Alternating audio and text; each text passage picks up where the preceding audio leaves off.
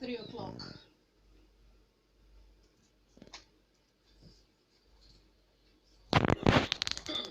A very good afternoon to you and welcome to Radio Nigeria, South South News at 3. The headlines: Youths in Bayelsa State urged to shun violence during the governorship election. Flood victims in Delta State IDP camps appeal for resettlement. European Union ambassadors meet over Brexit delay. The commentaries on the need to prevent disaster and quick intervention. Details in a moment. The greatness of Nigeria lies in our collective efforts, and unity is a word.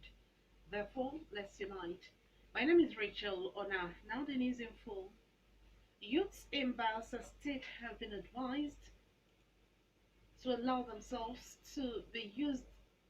Youths in Bayelsa State have been advised not to allow themselves to be used as perpetrators of violence during the November 16 governorship election in the area. Resident Electoral Commissioner Pastor Monde Udo, who gave the advice at a one-day sensitization forum on violence-free governorship election in Bayelsa State, urged the youths to resist any form of inducement to cause mayhem during the polls. Also, Deputy Director, Civil Society Organization, INEC Headquarters, Mrs. Dorothy Bello, explained that the Commission had created a youth desk at the headquarters and state offices to coordinate youth matters, as well as mobilize and sensitize youths through civic voter education. Participants, Ms. Abigail Bokoyebo and Mrs. Inokova Margaret, stressed the need for youths to consider their careers, plans beyond the election, and to hold politicians accountable for their unfulfilled promises made during their campaigns. Correspondent Hannah Neal Jackson reports that the meeting was attended by various student union leaders and other stakeholders in the electoral process in the state.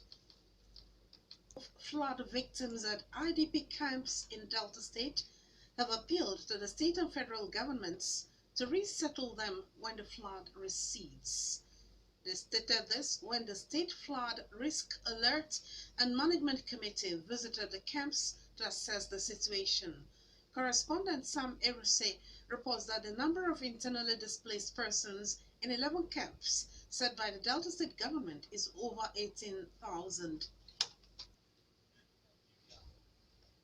In a bid to curb the spread of HIV/AIDS in the country, the National Agency for the Control of AIDS, NACA, has opened the first of its zonal offices in Akwa Ibom State for the South-South region of the country. Correspondent Ekemi Newbong tells us more. Cross River State Police Command has paraded 5 students of the University of Calabar for engaging in cult-related activities.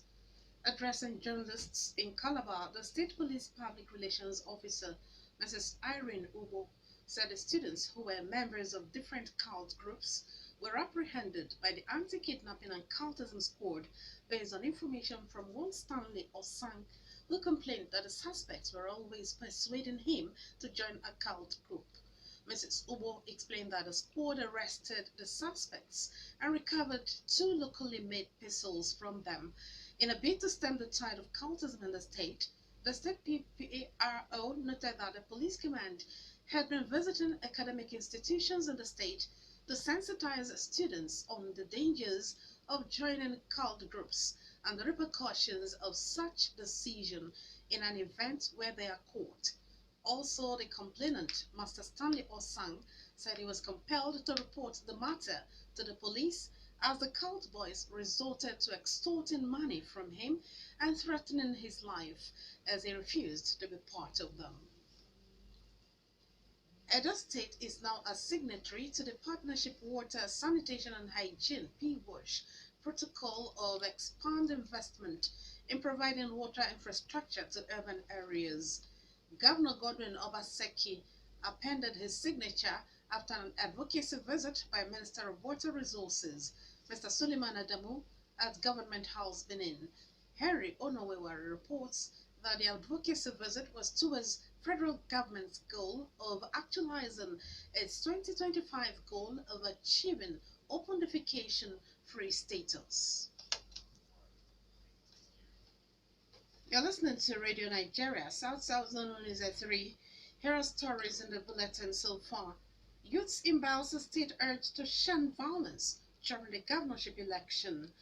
Flood victims in Delta State IDP camps appeal for resettlement. Still ahead. European Union ambassadors meet over Brexit delay. Plus business, entertainment, sports, and commentary. Do stay with us. The Department of Petroleum Resources (DPR) has decided to stop the loading and distribution of over 33,000 liters of petroleum products by road tankers.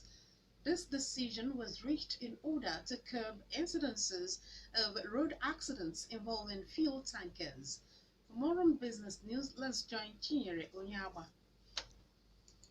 We'll now bring you foreign news. European Union ambassadors have met to discuss what length of Brexit delay to offer the UK as Member of Parliament consider Boris Johnson's call for an early election. For more on foreign news, let's join Nkem Ugochukwu. Comedian Josh Too Funny proposes to his girlfriend as Funny Bone loses mom. Onyete Akpan has more on entertainment gist. Nigeria drops in latest FIFA rankings as English Premier League action continues this weekend. Austin Isaac has more on sports. Today's commentary is on the need to prevent disaster and quick intervention during disaster, as written by Samuel Ruse of Radio Nigeria Asaba and read from our studio.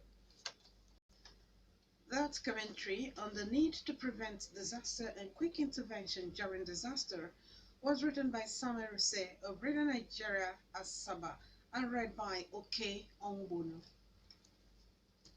To end Radio Nigeria South Zone News at 3, a recap of the major items. Youths in Bayelsa State have been urged to shun violence during the governorship election. Flood victims in Delta State IDP camps have appealed for resettlement. European Union ambassadors have met over Brexit delay. The greatness of Nigeria lies in our collective efforts, and unity is the word. Therefore, let's unite. For comments, suggestions, and eyewitness reports, email us at newsfrcnssz@gmail.com, or you can call us on 0810 109 2407. On behalf of the news editor, Florence Israel, and the production team, my name is Rachel ONAH. Thank you very much for listening. Good afternoon.